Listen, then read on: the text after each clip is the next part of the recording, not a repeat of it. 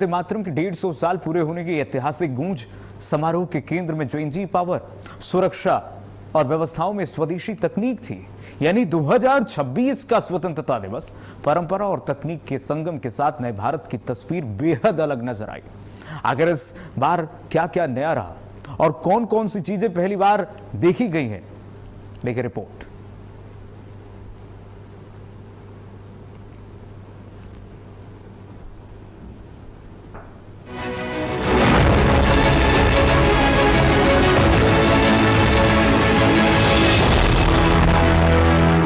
अस्सीवां स्वतंत्रता दिवस, युवा शक्ति से विकसित भारत 2047 थीम। तिरंगा वही, जज्बा वही, जश्न का अंदाज बिल्कुल नया।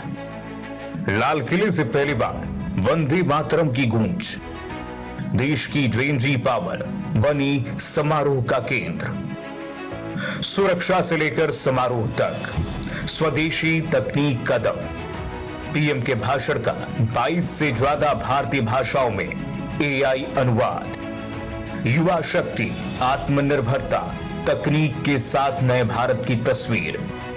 वैसे तो 15 अगस्त हर साल आता है, लेकिन हर साल की कहानी एक जैसी नहीं होती।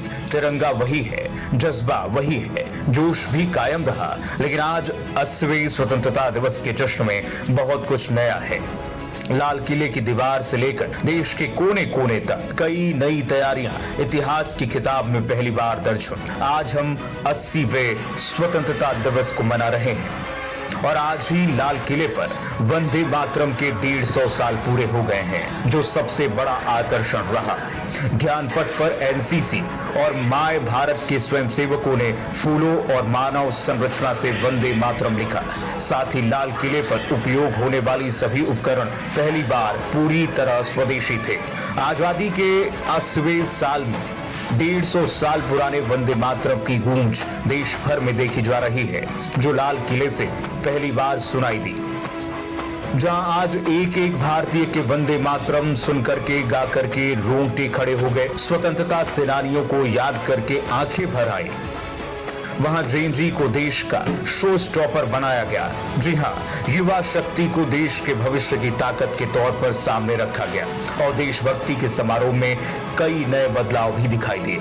यानी इस बार सवाल सिर्फ ये नहीं कि आजादी का जश्न कैसे मनाया गया, मुख्य केंद्र ये रहा कि 2026 का स्वतंत्रता दिवस पिछले वर्षों से कितना अलग और खास रहा।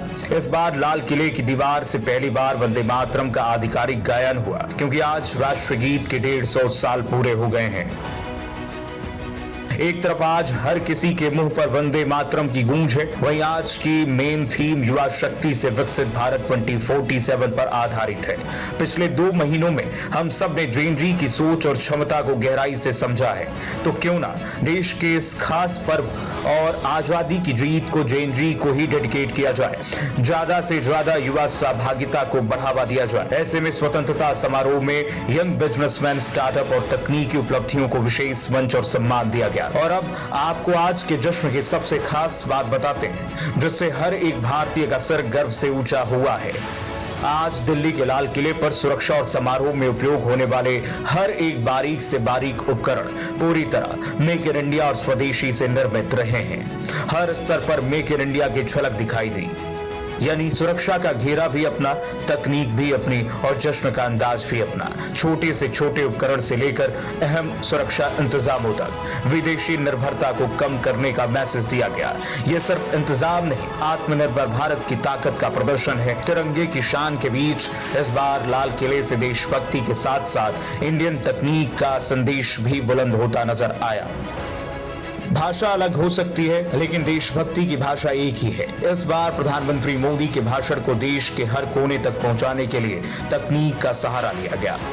डिजिटल इंडिया भाषणी एआई के जरिए पीएम की स्पीच का 22 से ज्यादा भारतीय भाषाओं में रियल टाइम अनुवाद उपलब्ध कराया गया। दिल्ली से निकलने वाली आवाज आज भाषा की दीवार को पार कर सीधे देश के लोगों तक पहुंची।